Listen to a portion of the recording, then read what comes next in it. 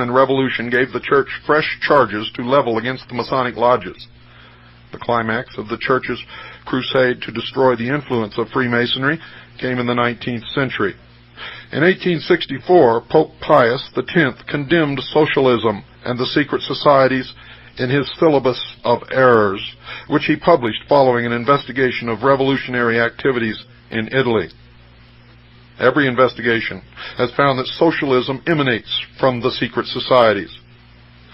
12 months after the publication of the syllabus, the Pope again condemned the secret societies, specifically attacking Freemasonry as anti-Christian, satanic, and pagan in origin. In 1884, Pope Leo XIII issued a proclamation identifying Masonry as one of the secret societies working to establish Satan's kingdom on earth. He also claimed that Masonry was attempting to revive the manners and customs of the pagans. They have succeeded. Any visit to the Luxor Hotel in Las Vegas will convince you of that. It has often been claimed that the ultimate objective of the secret societies was to infiltrate the Vatican and place their own man on the throne. See my book for the outcome. Some modern critics of the Roman Catholic Church, especially those with ultra-traditionalist views, have seen in the liberalization of the Church in recent years proof that its hierarchy has been penetrated at the highest levels by agents of the secret societies who are working for its eventual downfall. At the celebrations in honor of St. Francis of Assisi in 1986, which stressed the unity of all religions, the Pope participated in a multi-religious prayer for world peace. Traditionalists were horrified to see the pontiff happily share a platform with a Tibetan Lama, a Hindu Swami, a Native American medicine man, a Jewish rabbi, and a Maori high priest. It was noted that the unity of all the world's religions and the recognition that they all derived from the same ancient source is the central philosophy of the secret societies. It is the goal of the World Council of Religions. It was the message of Pope John Paul II in Denver, Colorado. Dear listeners, and he replaced the last pope who tried to be a good pope. He was murdered after exactly 33 days in office. Now, I read this from La Traviata. La Traviata, the December 1993 issue, I believe. Is it the December? Yes, December 1993 issue. To show you that I'm not the only insane person out here who has discovered the truth amongst all the lies. Anyone can do it. I don't know who wrote that. I never saw that paper before. It was sent to me by a Kaji member. The author's name, I don't believe, is listed there.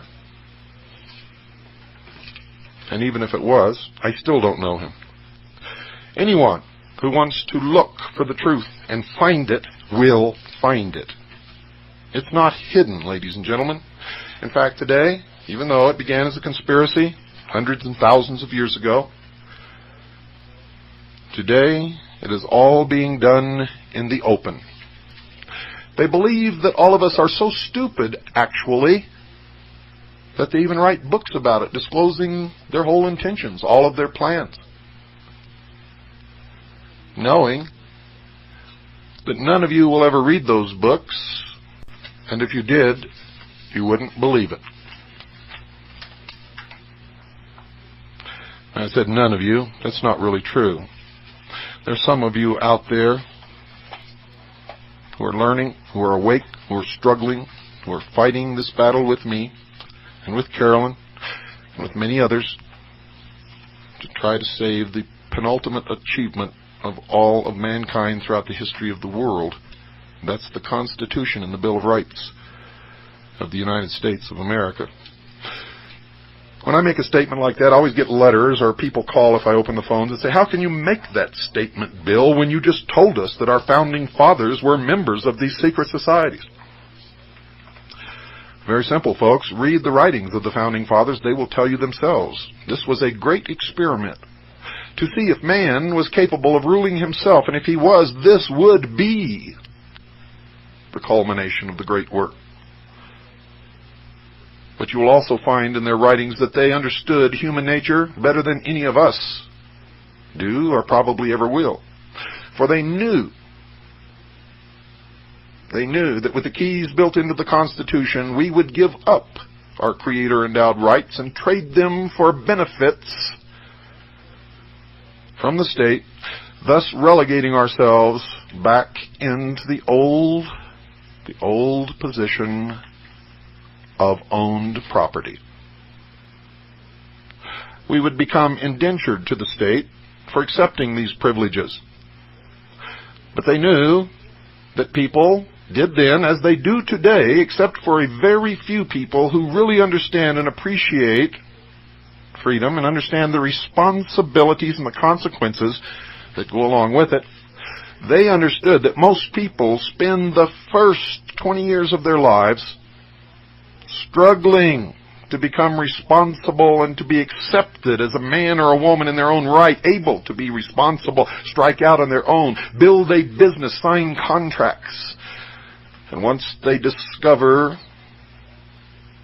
the responsibilities and requirements that freedom demands, they spend the rest of their life trying to crawl back into the womb, searching for a daddy to take care of them. That's why socialism is so attractive to most people, ladies and gentlemen. It tells them they no longer have to be responsible. Then in exchange for their freedoms, Daddy the state will take care of them. Daddy the state will give them a job. Daddy the state will pretend to pay them if they pretend to work.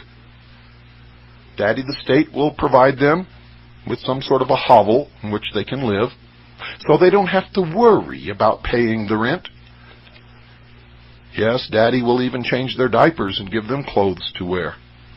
Daddy will tell them what time in the morning they can go out on the street and what time in the evening they must be inside their hovel. Daddy will discipline them.